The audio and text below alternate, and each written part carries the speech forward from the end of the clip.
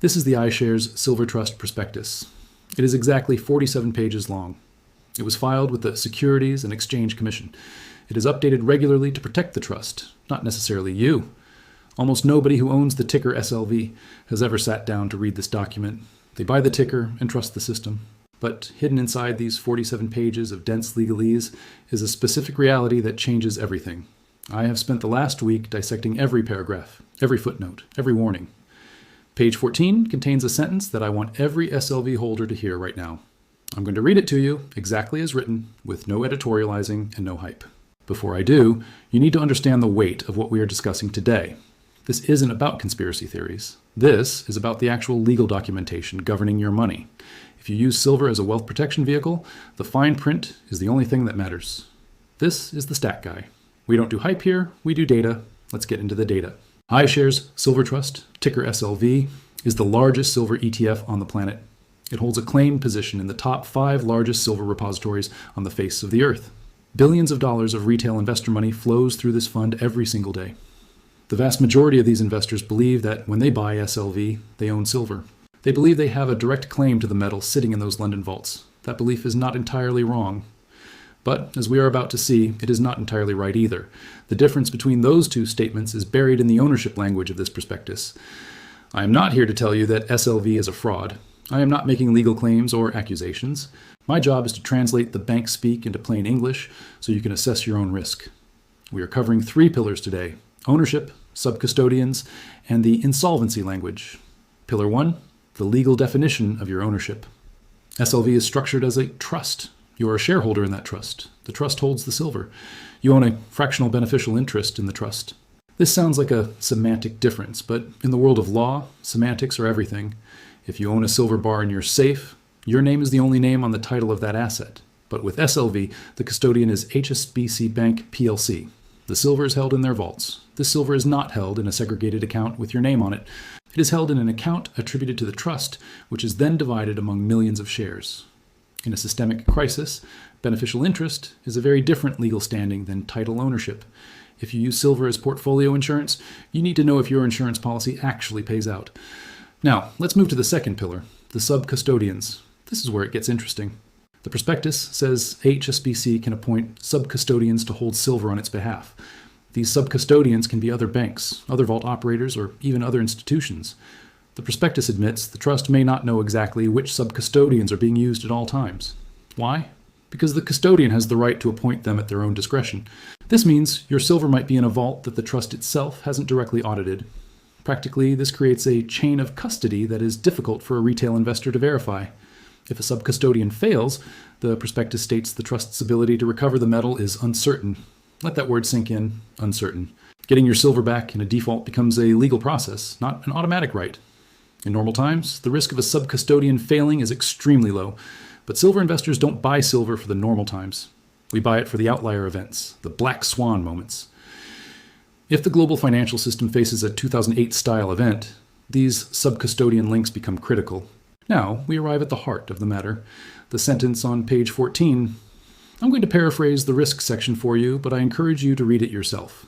The prospectus explicitly states that the trust does not insure the silver it holds. There is no FDIC for precious metals ETFs, no government guarantee.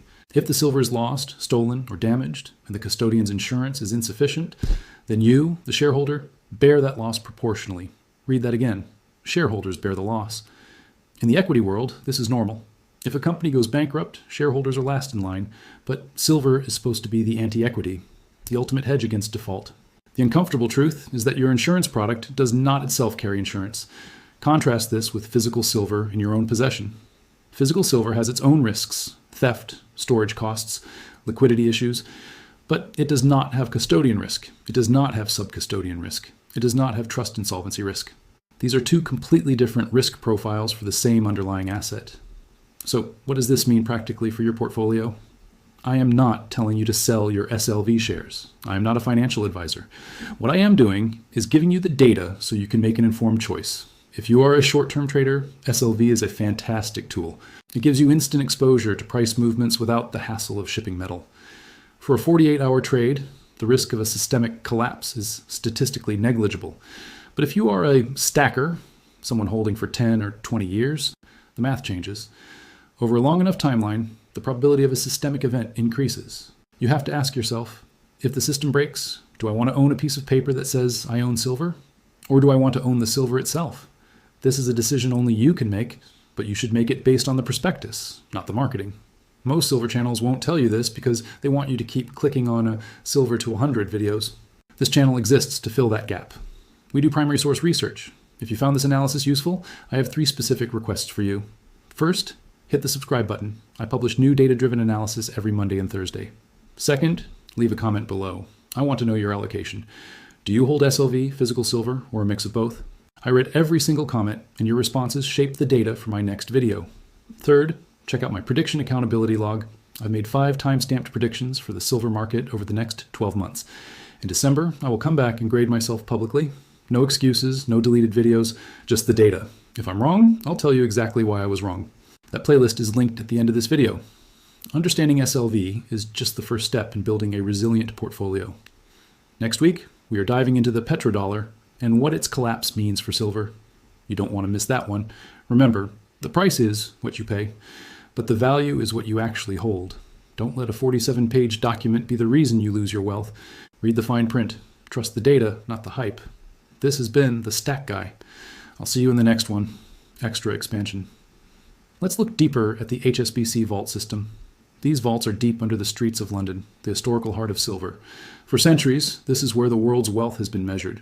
But the digital age has added layers of complexity to these physical bars. Every time a share is traded, the beneficial interest moves, but the bar stays put. This velocity of paper is what creates the divergence in price. When you realize that there are more paper claims than physical ounces, things get scary.